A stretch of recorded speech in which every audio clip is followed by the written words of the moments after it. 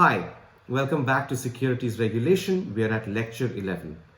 Before moving on with understanding what is the public offer process or the procedure for filing for an initial public offering, I thought it would be useful to go over some of the key concepts that we will be studying in this course.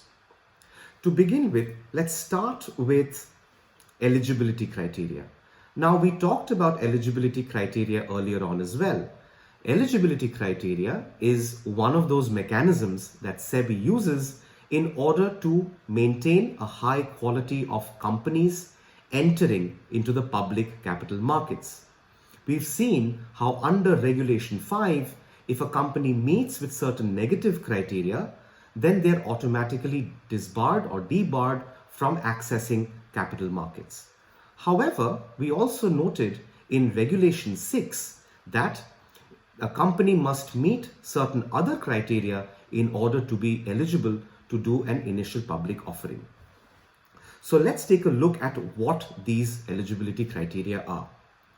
To begin with, a company should have a net tangible assets of at least 3 crores, of which not more than 50% are held in monetary assets.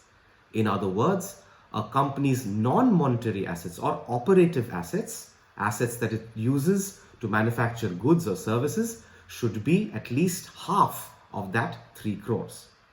Second, it has a net operating profit of at least 15 crore rupees over the last 3 years. In other words, this company must be hugely profitable. Third, that it should have a net worth of at least 1 crore rupees in each of the preceding 3 years. Fourth, that in case it has changed its name in the last 1 year, then at least half of its revenue in that financial year should have come from the new name or should have come from under the new name. So when we're looking at Regulation 6.1, we see that a company that meets this eligibility criteria is a hugely profitable one, a company that has been doing very well financially over the last 3 years at least. But what if a company does not meet this criteria? Does that mean that this company cannot do an IPO? Now, many people believe that even without a profit or even without huge amounts of profit or even without huge amounts of net worth, a company could still be an attractive proposition for public capital markets. In which case, SEBI has put up or has offered an alternative view. Now, the route under under Regulation 6.1 is something that I call the performance route. Performance in the sense that the company has been performing very, very well. But if a company does not meet those performance standards, the company can also take what I would like to call the market route, where even if the company does not meet the eligibility criteria under 6.1, it can still go and try and file for an initial public offering. However, it comes with a caveat. During an initial public offering, the company is offering its shares to the public at large. Now, the public at large includes primarily 3 kinds of investors. We'll discuss what those kinds of investors are. One of those investors is the qualified institutional buyer.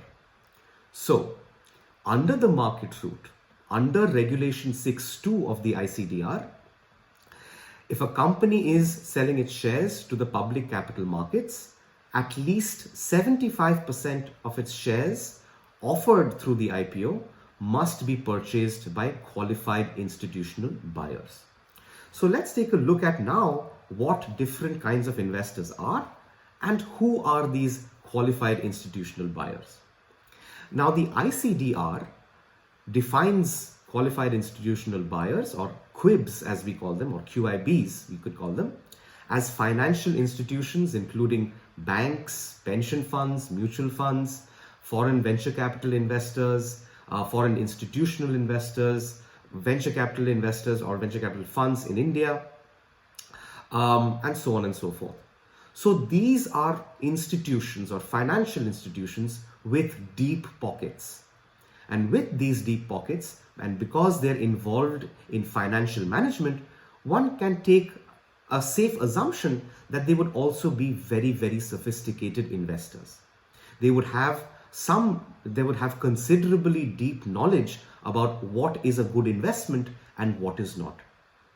Consequently, when SEBI says that under Regulation 6.2, you can take your company to the public capital markets, you can do an initial public offering, but make sure that at least 75% of your shares that are offered to the public are bought by qualified institutional buyers.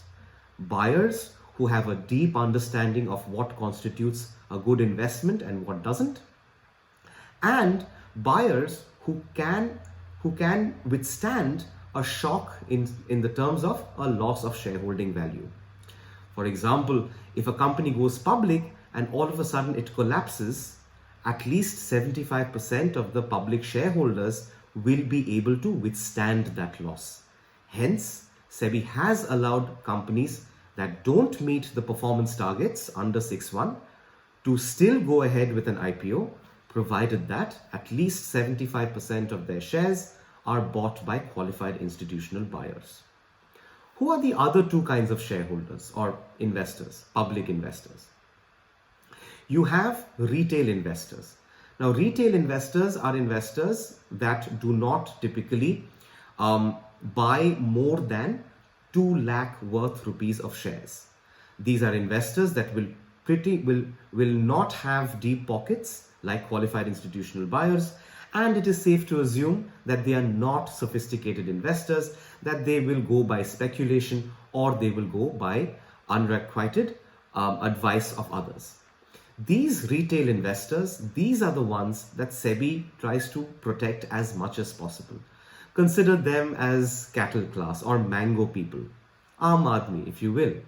So these are the guys who do not have deep pockets, who do not have much of a sophisticated understanding of capital markets, right? And as a result, we must protect them.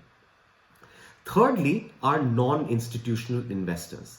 These are investors who are neither financial institutions nor are they retail investors. These are typically high net worth individuals who will apply for more than 2 lakh worth rupees of shares, 2 lakh worth of shares in any initial public offering. As a result, we have a division of 3 kinds of investors who invest in capital markets, who invest in initial public offerings: the QIB or the QIB, the qualified institutional buyer, the retail investor, and the NII, or also known as the HNI, high net worth individual. In the next segment, we'll move on to figure out what is the minimum offer to public and the minimum subscription required from the public.